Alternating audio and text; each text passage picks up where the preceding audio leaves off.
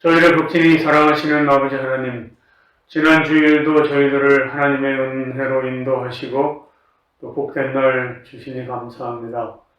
지금 전 세계가 큰 재난으로 인하여 수많은 사람들이 고통당하고 있습니다. 자비하신 하나님께서 이 모든 고통당하는 이들과 함께 하시고 치유하셔서 이 엄청난 재난들이 속히 멈춰질 수 있도록 역사하여 주시옵소서.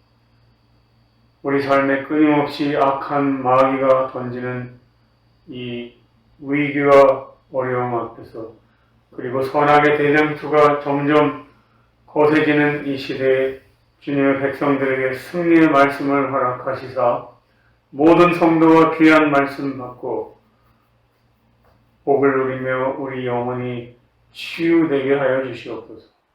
이제 주님의 다시 오심이 가까운 이때에 세우신 주의 종에게 권능 부어주시사 말씀을 들을 때 소망이 생기고 용기가 생기고 모든 우리들의 불안이 사라지며 주께서 약속하신 그 약속의 말씀을 우리가 붙잡을 수 있도록 도와주시옵소서. 오늘도 여러 사정으로 무거운 삶의 짐을 지고 주를 향하여 간구하는 고통당하는 성도들의 기도를 응답하여 주시옵소서. 이 모든 말씀 주 예수 그리스도의 이름으로 간절히 기도합니다. 아멘.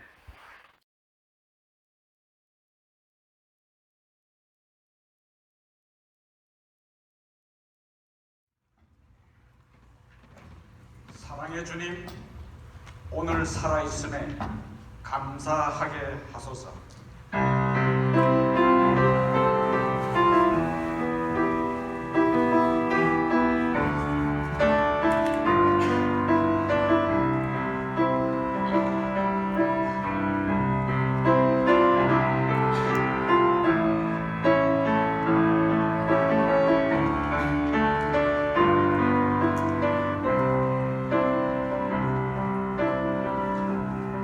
잃어버린 것들에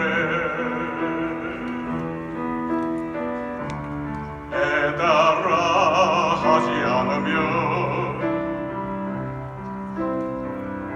살아있는 것들에 연연하지 않으며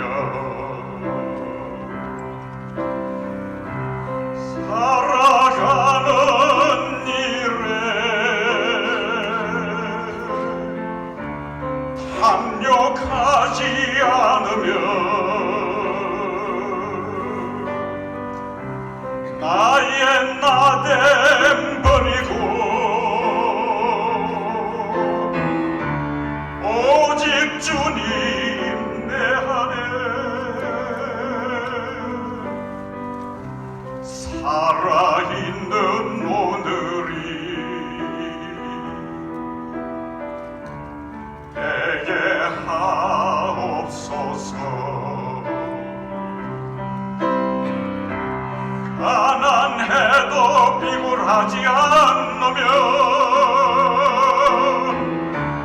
부유해도 오만하지 않으며 모든 나를 떠나도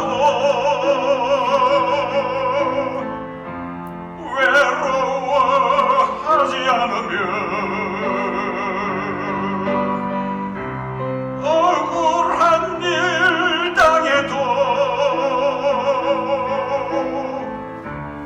원통하지 않으며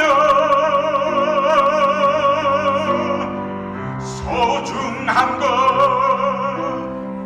상실해도 절망하지 않으며 오늘 살아있음에 감사하게 하소서.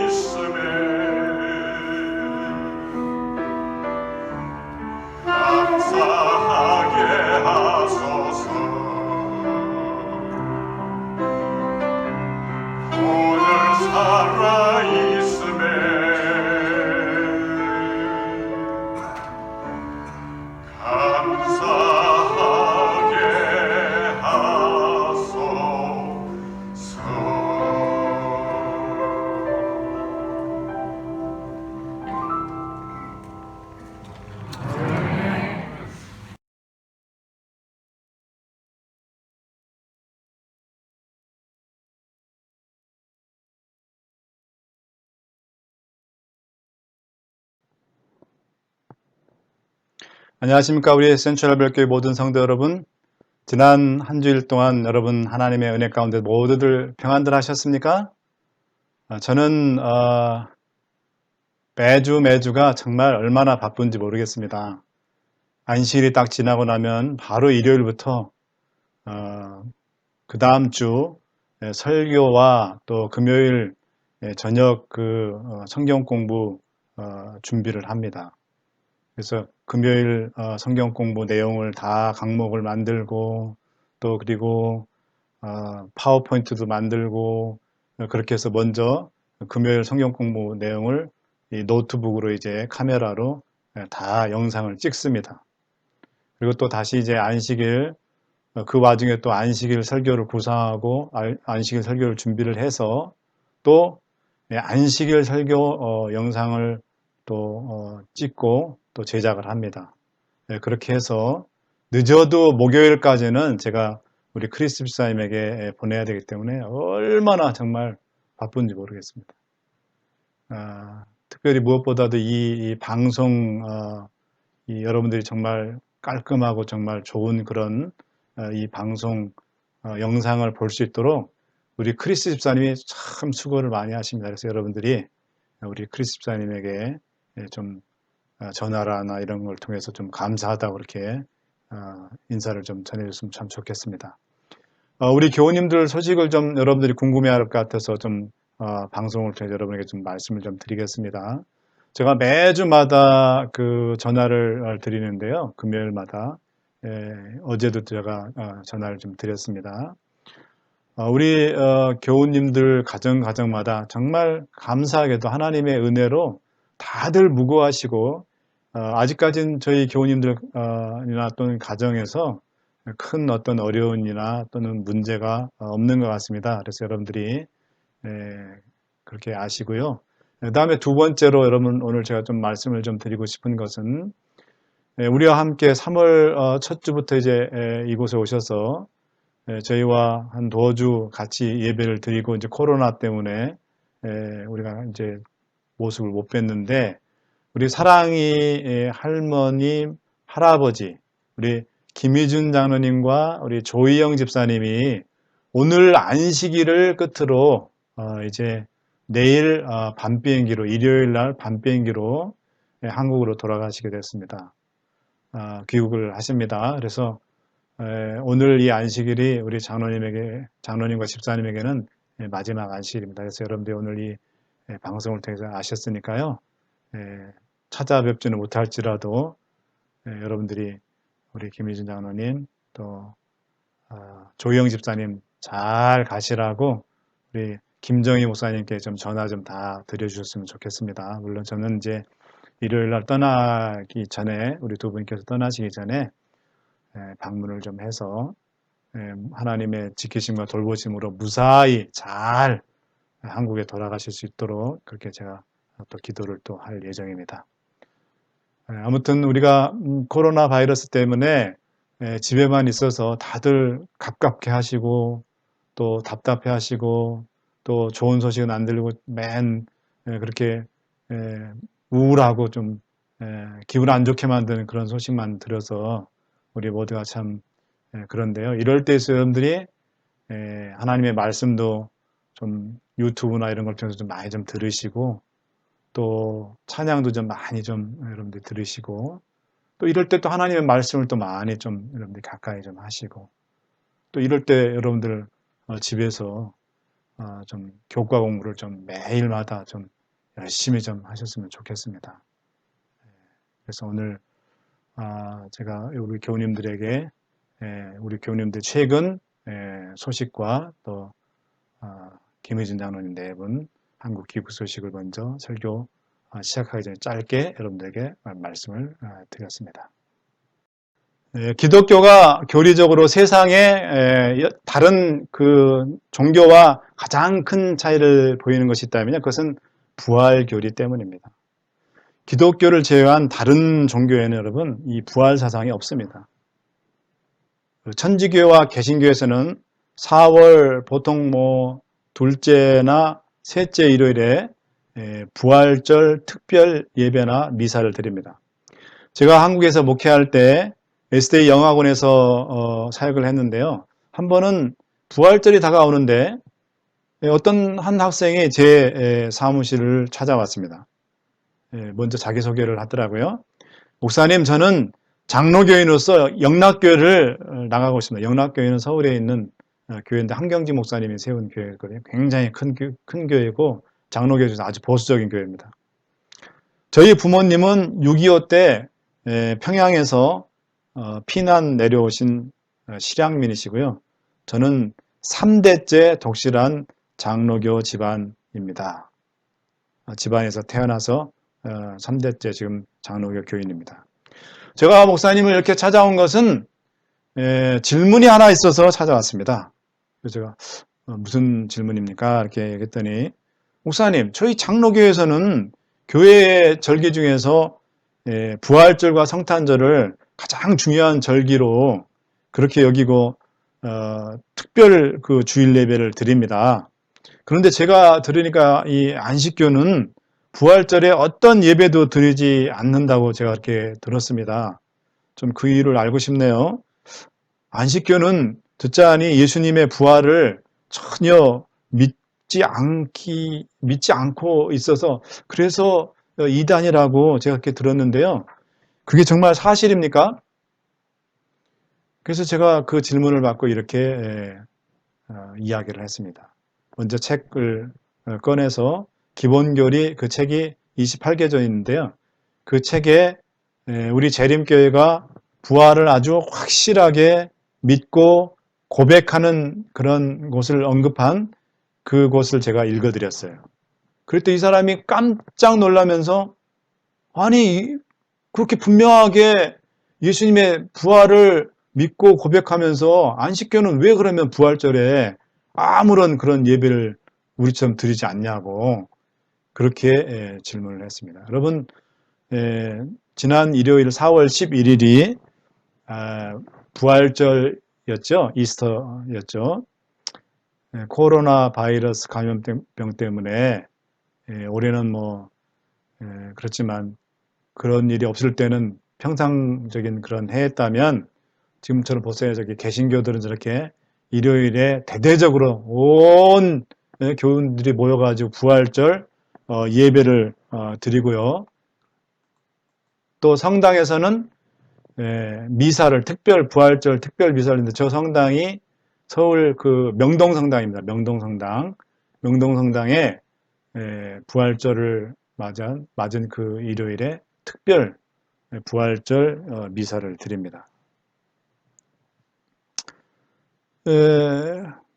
그래서 이번 부활절은 어떻게 하나 제가 코로나 바이러스 때문에 다 모든 교회들과 성당들이 다 문을 닫았잖아요. 어떻게 하나 저 유튜브를 들어갔더니 대부분의 교회와 성당들이 온라인 라이브 방송을 통해서 이 부활절 예배와 미사를 중계를 했는데 그래서 교인들이 각 집에서나마 이 부활절 예배나 미사에 참여하도록 하는 것을 제가 보았습니다. 우리 다 같이 하나님의 말씀 데살로니가전서 4장 13절로 16절에 있는 말씀 함께 보도록 하겠습니다. 형제들아 자는 자들에 관하여는 너희가 알지 못함을 우리가 원치 않으니 이는 소망 없는 다른 이와 같이 슬퍼하지 않게 하려 함이라. 우리가 예수에 죽었다가 다시 사심을 믿을진대 이와 같이 예수 안에서 자는 자들도 하나님이 저와 함께 데리고 오시리라. 우리가 주의 말씀으로 너희에게 이것을 말하노니 주 강림하실 때까지 우리 살아남아 있는 자도 자는 자보다 결단코 앞서지 못하리라. 주께서 호령과 천사장의 소리와 하나님의 나팔로 친히 하늘로 쫓아 강림하시리니 그리스도 안에서 죽은 자들이 먼저 일어나고 그랬습니다.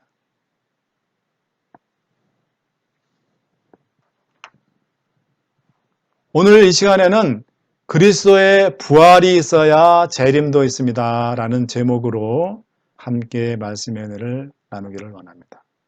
먼저 부활절이 어떻게 기독교 안으로 들어왔는지, 다른 말로 얘기하면 부활절의 역사적 그 유래를 한번 살펴보고요. 이어서 부활절의 의미, 특히 예수님의 이 재림과의 이 관계를 성경을 통해서 함께 살펴보도록 하겠습니다.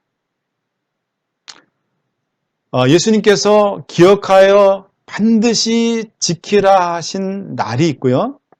또 기념하라 한 아주 중요한 하나의 행사가 있습니다. 여러분, 그것이 뭘까요? 자, 주님께서는 매 안식일마다 회당에 가셔서 하나님을 예배를 했습니다. 누가복음 4장 16절, 예수께서 그 자라나신 곳 나사렛에 이르사 안식일에, 무슨 날에? 안식일에 자기 규례대로 회당에 들어가사 성경을 읽으시려고 서심해 그랬습니다. 또 마가복음 2장 28절에 보면 이러므로 인자는 어느 날에 안식일에도 주인이니라. 이거 보면 우리 예수님께서는 십계명의 네 번째 계명을 따라서 너희는 안식일을 기억하여 그렇게 지키라고 하신 그 말씀을 몸소 실천하셔서 안식일 되시면 그날을 반드시 회당에 가셔서 하나님께 예배드리는 그런 모본을 우리에게 보이셨어요. 당시 여러분, 이 바리새인들은 안식일 준수에 관해서 수백 가지의 부가조항을 만들어 가지고 안식일을 아주 율법적이고 자유함이 없는 그런 죽은 안식일로 만들어 버렸어요. 제가 2년 전에 그 성지순례 가서 이스라엘 갔을 때 예루살렘에 이제 머물렀는데요. 제가 6층에 이제 방이 있어서 이제 거기 있었는데 평일에는 뭐 엘리베이터 타고 제 방이 6층이니까 6층을 누르면 6을 누르면 엘리베이터가 올라가서 6층에서 문 열리면 갔는데 아니 안식일에 되니까 탁 이제 내려가려고 식당에 가려고 딱 엘리베이터 문에 딱 쓰니까요. 누르지도 않았는데 문이 열리더라고요. 그걸 딱 탔는데 놀라운 것은 아주 매 층마다 엘리베이터 쓰고 문이 열렸다 닫히고 그러더라고요. 결국은 제가 그렇게 시간은 좀 걸렸지만 번호 누를 필요 없이 그냥 내려가서 1층에 문을 엘리베이터 문이 열려가지고 나가서 이제 밥을 먹고 갔는데 보니까 안식일에 엘리베이터 버튼 누르는 게 이게 안식일을 범하는 거예요. 유대인들한테는. 그래서 금요일 날 미리 안식일을 범하지 못하도록 엘리베이터 그 버튼을 다 세팅을 해놔버렸어요. 누르지 않고 매 층마다 다 쓰고 닫게 하게. 제가 그걸 보면서 이야, 이 유대인들이 참 머리가 좋긴 좋구나 그런 생각을 좀 했습니다. 예수님 시대에는 바리새인들이 더 심하게 안식일을 아주 어떻게 안식일을 지킬 수 있는지에 대해서 아주 그냥 600 몇 가지로 그냥 뭐 몇 리까지 가면 안식일을 범하는 거다. 걸어가면 뭐 이런 것까지. 촛불 켜는 것도 뭐 안식일을 범하는 거다. 뭐 이렇게 자유함이 없는 율법적인 죽은 안식일로 안식일을 만들었어요. 그러나 우리 예수님은 안식일이 창조주 하나님께 예배드리고 또 질병으로 고통당하는 사람들을 죽어가는 사람들을 살리고 또 낫게 하고 또 하나님의 만드신 천연계의 생명들에 대한 관심을 돌리는 살아있는 안식일이 되도록 그렇게 하셨고 또 그렇게 하시기를 원하십니다.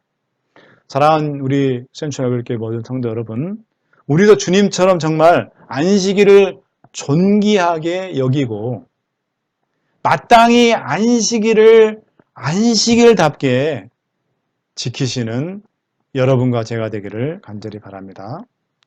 이제 두 번째로 예수님께서 정말 중요하게 언급한 정말 기념해서 해야 될 행사로 언급한 게 뭘까요? 바로 성만찬입니다. 고린도전서 11장 23절로 26절 말씀 보겠습니다. 내가 저에게 전한 것은 주께서 받은 것이니 곧 주 예수께서 잡히시던 밤에 떡을 가지사 축사하시고 떼어 가라사대 이것은 너희를 위하는 내 몸이니 이것을 행하여 며칠 전에 함께 했겠습니다. 나를 뭐하라? 기념하라 하시고 그랬습니다. 25절 또 보겠습니다. 식후에 또한 이와 같이 잔을 가지시고 가라사대 이 잔은 내 피로 세운 새 언약이니 이것을 행하여 마실 때마다 나를 기념하라 하셨습니다. 너희가 이 떡을 먹으며 이 잔을 마실 때마다 주의 죽으심을 오실 때까지 전하니라 그랬습니다. 유월절 만찬에서 주님께서는 떡과 포도즙을 나누시면서 떡과 포도즙이 당신의 몸과 피를 의미한다고 그렇게 말씀하셨어요. 그리고 거듭해서 강조하셨어요. 뭐라겠죠? 나를 이 떡을 먹고 포도즙을 마실 때마다 주님의 고난과 죽으심을 어떻게 하라? 기념하라 라고. 그리고 언제까지? 내가 다시 이 땅에 재림할 때까지 이 성만찬을 계속하면서 나의 고난과 내가 당한 고난과 나의 죽음을 기념하라고 그렇게 당부하셨어요. 그러나 예수님께서 돌아가신 지 3일 만에 부활하셨는데요.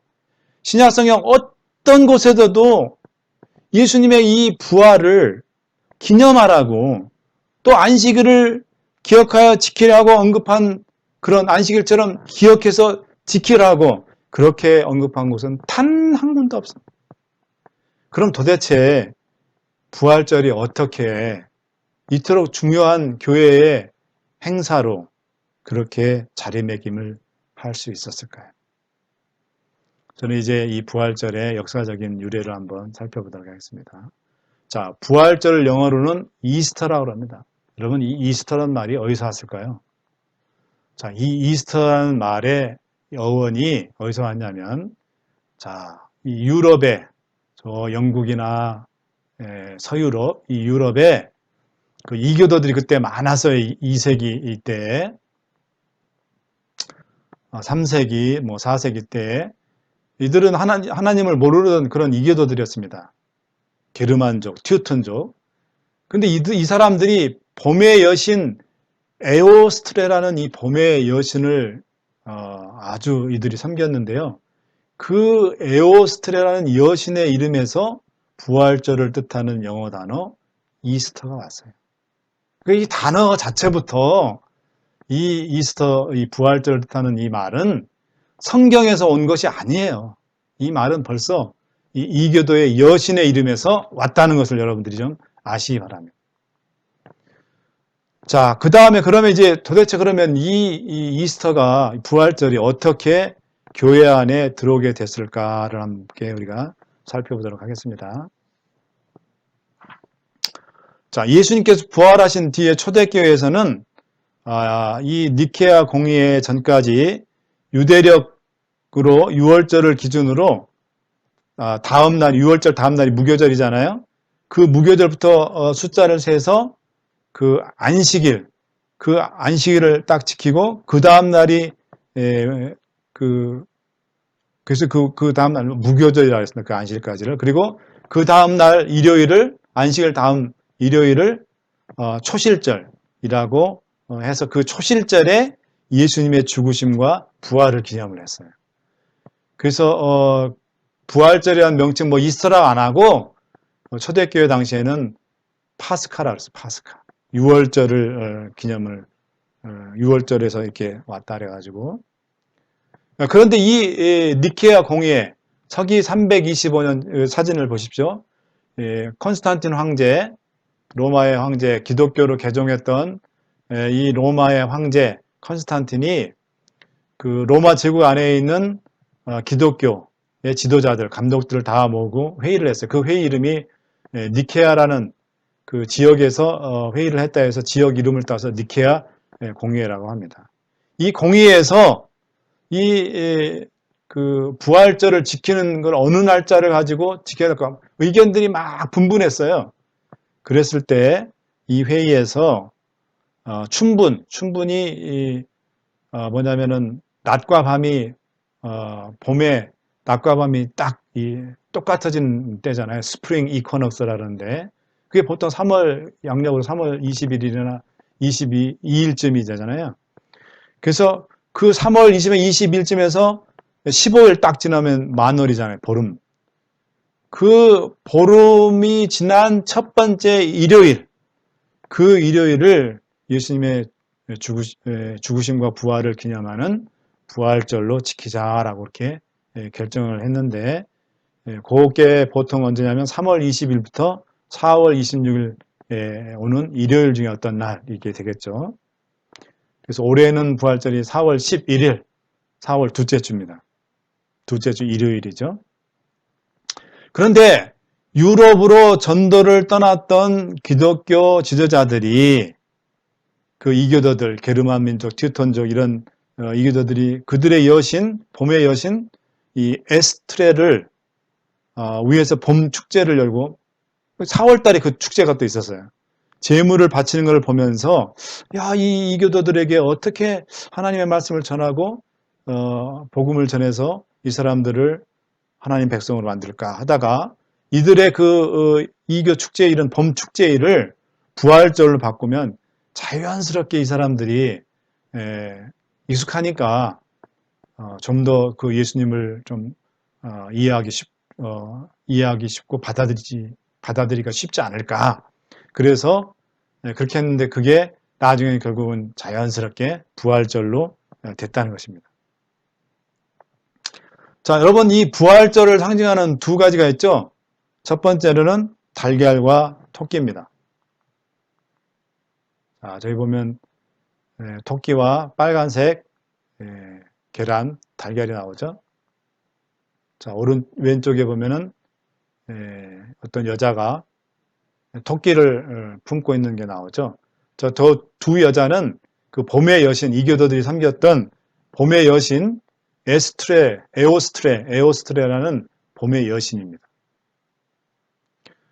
자, 왜 그 토끼와 그 달걀을 부활절의 상징으로 삼았냐? 한 번은 이제 겨울이 다 끝나가고 이제 봄이 올려는 초입에 에오스트레가 들판을 나갔어요. 근데 겨울 막바지라서 어떤 게 보니까 뭐가 푸드득하는 걸 보였어요. 그래서 봤더니 그 새가 얼어가지고 동사에서 막 죽으려고 하는 그런 그 입장에 있는 걸 봤어요. 그래서 이 에오스트레 여신이 그 새를 살리기 위해서 이 새를 뭘로 변신을 시켰냐면 토끼로 변신을 시켰습니다. 그랬더니 토끼가 이 새가 살아서 이제 토끼가 되었는데 근데 놀라운 거는 이 토끼가 알을 계속 낳는 거예요. 네? 알을 낳는 겁니다. 그래서 이제 이 여신이 에오스트레가 다산과 번식의 신이거든요. 우리가 다산과 번식의 신 하면 사도행전 공부할 때 우리가 생각난 게 있죠. 에베소의 누구죠? 다이아나 여신, 아르테미 여신이죠. 가슴에 막 수많은 여러분 제가 보여준 사진 기억나죠? 아르테미 여신. 근데 이 에오스트레 여신도 다산과 이 번식을 합니다. 여러분 이 토끼나 이 계란도 여러분 닭들이 계란을 많이 낳잖아요. 끊임없이 낳잖아요.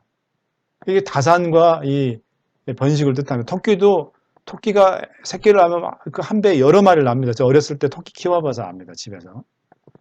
그래서 이 토끼와 이 계란이 딱 이 봄의 여신 에오스트레를 상징한다. 그래서 상징물로 삼았는데 이것이 그냥 이 봄 축제가 그대로 기독교하면서 6월절로 들어오면서 이 토끼와 계란이 부활절을 상징하는 하나의 중요한 상징물이 됐다는 것입니다.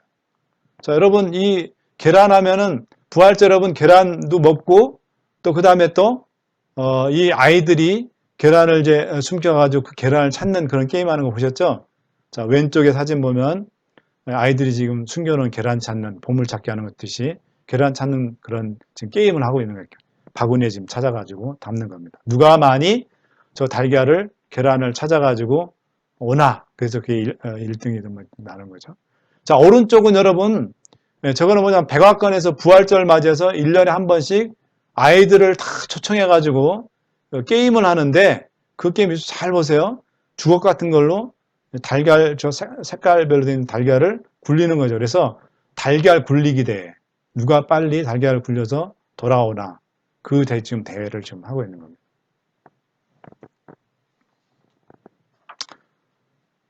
보니까 이 부활절성을 보면은 전혀 그 단어, 어원 자체도 전혀 성경적이거나 또는 기독교적인 그런 게 없어요. 그냥 기독교 안으로 끌고 들어온 것 뿐입니다. 저는 오늘 이 시간에 그러나 이 부활절의 기원이 전혀 기독교적이지 않더라도 그러나 예수님의 부활은 성경에 분명히 명시가 되어 있고 분명한 역사적 사건이고 그렇지 않습니까?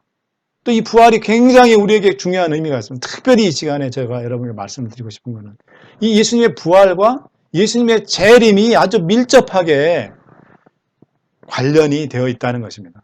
자, 그래서 이제 이 시간에 예수님의 부활과 예수님의 재림이 어떻게 연결이 되어 있는지 함께 살펴보겠습니다. 첫 번째, 예수님의 부활하신 장면과 예수님의 재림하시는 그 장면이 아주 똑같습니다. 먼저 예수님이 부활하신 장면을 함께 보겠습니다. 마태복음 28장 2절 3절입니다. 큰 지진이 나며 주의 천사가 하늘로서 내려와 돌을 굴려내고 그 위에 앉았는데 그 형상이 번개 같고 그 옷은 눈같이 희건을 그랬습니다. 이 말씀은 주님의 부활을 영접하기 위해 천사가 동행한 모습에 대한 기록입니다. 가려법은 기별 1권 343쪽에 보면 이런 말씀입니다. 주님께서는 신성과 인성이 결합된 기이한 권능과 영광 가운데서 허다한 천사들에게 옹이되어 무덤에서 부활하셨다 그랬습니다. 또 시대의 소망 780쪽에는 이런 말씀이 나옵니다. 예수께서 위엄과 영광을 입으시고 무덤에서 나오실 때 천사의 무리는 구주의 앞에서 머리를 굽혀 그분에게 존경을 표하고 찬송의 노래로 그분을 환영하였다. 사망과 무덤을 정복하신 그분은 땅이 비틀거리고 번개가 번쩍이며 우레와 뇌성이 치는 가운데 당당한 발걸음으로 무덤에서 나오셨다 그랬습니다. 자, 그러면 여러분 지금 예수님께서 부활하신 장면인데요. 이제부터는 예수님께서 재림하실 그 장면을 성경에서 묘사한 걸 한번 제가 볼 텐데 예수님의 부활 장면과 함께 비교해 보십시오. 자, 마태복음 24장 30절 보겠습니다. 그때에 인자의 징조가 하늘에서 보이겠고 그때에 땅의 모든 족속들이 통곡하며 그들이 인자가 구름을 타고 능력과 큰 영광으로 오는 것을 보리라 그랬습니다. 마태복음 25장 31절 인자가 자기 영광으로 모든 천사와 함께 올 때 자기 영광의 보좌에 앉으리라 그랬습니다. 데살로니가전서 4장 16절 또 다른 예수님의 재림하시는 광경이죠. 주께서 호령과 천사장의 소리와 하나님의 나팔로 친히 하늘로 쫓아 강림하시리니 그랬습니다. 예수님께서 부활하신 광경과 또 재림하실 때 있게 될 그 광경에 대한 성경의 그 묘사가 여러분 얼마나 정말 놀라울 정도로 일치하십니다. 어떤 점이 공통점입니까? 영광과 위엄 그리고 큰 소리 또 천사가 동행한다는 점 바로 이것이 예수님의 부활과 또 앞으로 있게 될 예수님의 재림의 그 어떤 동일한 또 똑같은 어떤 그런 모습을 가지고 있다는 것. 그래서 예수님의 부활과 재림은 깊은 연관이 있다는 것을 우리가 여기서 알 수가 있습니다. 두 번째로 예수님의 부활은 예수님의 재림이 정당하다는 것을 보여주고 있습니다. 고린도전서 15장 13절로 14절 또 22절 23절 말씀 보겠습니다. 만일 죽은 자의 부활이 없으면 그리스도도 다시 살지 못하셨으리라.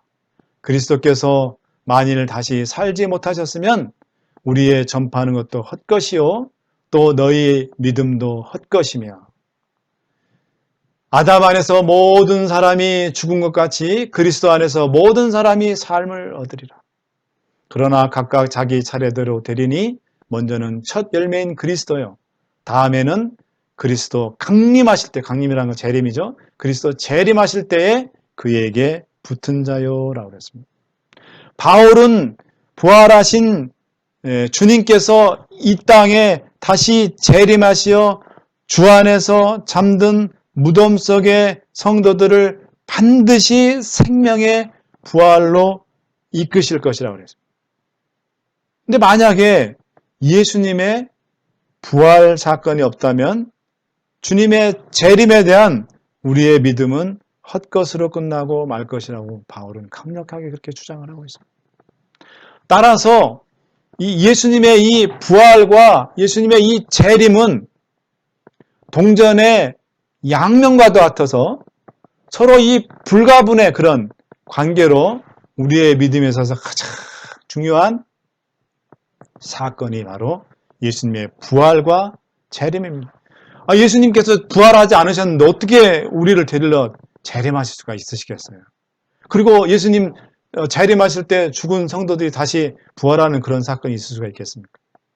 그래서 예수님의 재림과 예수님의 부활은 서로 밀접하게 관계가 있고 예수님의 부활하심이 바로 예수님의 재림을 정당화시켜준다는 것입니다. 그 다음에 세 번째로는요, 예수님의 부활은 재림 때에 있게 될 죽은 모든 의인들의 부활의 모형이고 보증이라는 것입니다. 레위기 23장 10절로 11절의 말씀을 보겠습니다. 이스라엘 자손에게 고하여 이르라. 너희는 내가 너희에게 주는 땅에 들어가서 너희의 곡물을 거둘 때에 우선이란 말이죠. 너희의 곡물의 첫 이삭 한 단을 제사장에게 가져갈 것이요. 제사장은 여호와를 위하여 그 단을 여호와 앞에 연납되도록 흔들되 안식일 이튿날, 안식일 다음 날에 흔들 것이며 그랬습니다. 이 말씀은 하나님께 드리는 제사, 성경에서 드리는 제사 중에 하나인 요제라는 그런 제사에 대한 언급입니다. 여러분, 이 요제는 이스라엘 백성들이 추수하는 밭에서 처음 익은 곡식의 이삭들을 이렇게 모아가지고요, 그걸 예루살렘 성전으로 이제 가져가서 그들이 가져간 처음 익은 곡식단을 여호와 앞에 감사의 예물로 하나님께서 올 1년 동안도 햇빛 주시고 또 때를 따라 비를 주셔서 저희들이 이렇게 결실, 수확을 할 수 있었습니다. 하나님의 은혜와 도우심이 없었으면 어떻게 우리가 이런 그 수확을 할 수 있겠습니까? 하나님 감사합니다. 올해도 이렇게 풍성한 수확을 주신 것 감사합니다 하면서 그 곡식단을 하나님 앞에 감사함으로 흔들었어요. 저 요자가, 요제할 때 그 요자가 흔들 요자입니다. 그런데 여러분 보면 11절에 보면 안식일 이튿날에 흔들라 했어요. 아무 날 흔들면 안 돼요. 안식일 성전에서 예배를 다 드리고 그 다음날 일요일에 이 곡식단을 하나님께 흔들며 요제를 드리라고 했어요. 여러분, 예수님께서 언제 부활하셨습니까? 안식일 바로 다음 날인 일요일 새벽에 부활하셨어요. 누가복음 24장 1절로 3절 말씀입니다. 안식 후 첫날 새벽에 이 여자들이 그 예비한 향품을 가지고 무덤에 가서 돌이 무덤에서 굴려 옮기는 것을 보고 들어가니 주 예수의 시체가 되지 아니하더라 그랬습니다. 여기서 여러분 그 1절의 안식 후 첫날은 바로 일요일 새벽을 말합니다. 따라서 이 요제, 이 곡식단을 하나님 앞에 감사함으로 흔드는 이 요제는 그 곡식단은 바로 누구를 뜻하냐면 예수 그리스도를 뜻합니다. 그래서 예수님께서 일요일에 날 부활하셨기 때문에 안식일 다음 날인 일요일에 드리는 이 요제는 그게 앞으로 오실 예수님을 표상하는 거거든요. 예수님이 부활하셨기 때문에 완벽하게 이 요제를 성취를 하셨던 겁니다. 그래서 시대의 소망 758에서 786쪽에 이런 말씀이 있습니다. 그리스도께서는 잠자는 자들의 처음 익은 열매로서 죽음에서 일어나셨다. 그분은 요제의 원형으로서 여호와 앞에 요제를 드리던 바로 그날에 부활하셨다. 그와 같이 처음 익은 열매 대신 그리스도는 하나님의 나라를 위하여 모아드릴 큰 영적 추수를 표상하였다. 그분의 부활은 죽은 모든 의인의 부활의 모형이요 보증이다. 하나님 나라를 위하여 모아드릴 큰 영적 추수 하는 날이 뭘까요? 그게 바로 예수님 재림하시는 날이죠. 여러분, 이 재림은 알곡을 추수하러 오는 겁니다.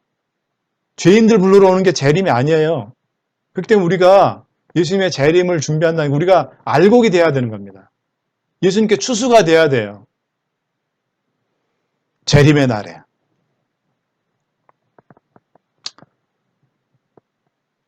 이제 마지막으로 예수님의 이 부활은 예수님께서 영생불멸의 몸으로 부활하신 것처럼 예수님께서 재림하실 때 죽은 의인들이 부활하게 될 때 그들이 입게 될 몸, 또 살아있는 우리 하나님의 백성들이 예수님의 재림을 맞을 때 입게 될 그 몸이 어떻게 될지를 보여주고 있어요. 고린도전서 15장 51절로 53절입니다. 보라, 내가 너에게 비밀을 말하노니 우리가 다 잠잠할 것이 아니요 마지막 나팔에 순식간에 홀연히 다 변하리니 나팔 소리가 나매 죽은 자들이 썩지 아니할 것으로 다시 살고 우리도 변화하리라. 이 썩을 것이 불갑을 썩지 아니할 것을 입겠고 이 죽을 것이 죽지 아니함을 입으리로다 그랬습니다. 시대의 소망 787쪽입니다. 구주께서 부활하신 때에는 몇몇 무덤밖에 열리지 않았으나 그분이 재림하실 때에는 가볍게 죽은 모든 사람들이, 주 안에서 잠든 하나님의 백성들, 죽은 모든 사람들이 그분의 음성을 듣고 영광스러운 불멸의 생명으로 부활할 것이다. 시대의 소망 787쪽입니다. 자, 고린도전서 15장 51절 53절은 뭐라 했습니까? 예수님 재림하실 때에 주 안에서 잠든 죽은 성도들이 다시 부활하는데 그들이 부활하는 게 어떻게 부활한다고? 썩지 아니할 불멸의 몸을 입는다 그랬어요. 그리고 살아있는 우리들도 변화가 있게 됐어요. 변화를 입는다 그랬어요. 돌아가시기 전에 질병으로 고통당하셨던 그런 모든 분들이 완벽하게 아주 그 아름다운 모습으로 건강하고 정상적인 그런 모습으로 변화돼요. 저는 예수님 재림하신 날이 참 기다려집니다. 어떻게 우리 곁을 떠나서 먼저 주 안에서 잠드신 그런 사랑하는 분들이 어떻게 변화될지, 그리고 우리들 자신도 어떻게 변화될지 정말 예수님 재림이 참 기다려집니다. 또 시대의 소망 780주도 그랬잖아요. 죽은 모든 사람들이 그분의 음성을 듣고 영광스러운 불멸의 생명으로 부활한다 했습니다. 다시는 죽는다든지 아프다든지 그런 몸으로 태어나는 것이 아니라 그런 몸으로 변화되는 것이 아니라 영광스러운 불멸의 생명. 정말 어떻게 변할지 정말 궁금해요. 그래서 예수님의 재림이 너무너무 고대가 됩니다.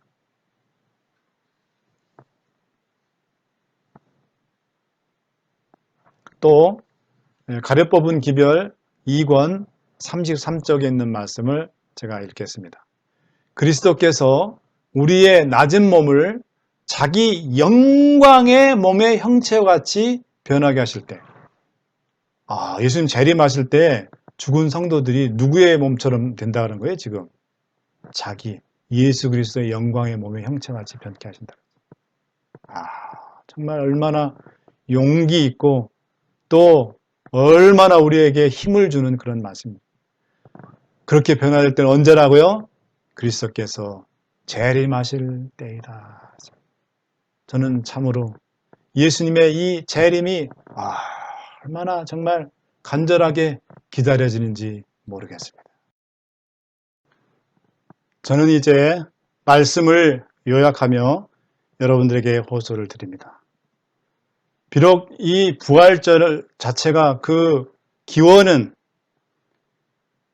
이방 이교도들의 어떤 봄 축제에서 왔을지 모르지만, 그러나 그 부활은 역사적인 사실이고 성경에 예수님의 부활은 성경에서 말하는 역사적인 사실이고 또 이 부활이 얼마나 중요한 의미가 있는지를, 특별히 예수님의 재림과의 관계에 있어서 얼마나 중요한지를 우리가 함께 말씀을 통해서 확인했습니다. 사랑하는 우리 센츄얼벨교회 성도 여러분, 예수님의 부활이 없었다면은 예수님의 재림 또한 없게 될 것입니다. 정말 우리가 이 예수님의 부활이 있기 때문에 여러분, 우리 곁을 떠나간 사랑하는 분들, 우리가 재림 때 다시 볼 수 있을 것이라는 그런 소망을 우리가 갖지 않습니까? 그렇기 때문에 이 예수님의 죽으심다가 다시 사신 이 부활의 사건이 그렇게 중요한 것입니다. 사랑하는 여러분, 저는 여러분에게 호소합니다. 무덤을 깨고 일어나신 그분의 능력이, 부활하신 그 주님의 능력이 여러분들의 삶의 매 순간순간마다 함께 하셔서 여러분의 믿음이 살아있는 믿음, 또 그래서 종국에는 예수 그리스도의 재림 때 부활하신 그 주님 우리가 모두 받았습니다.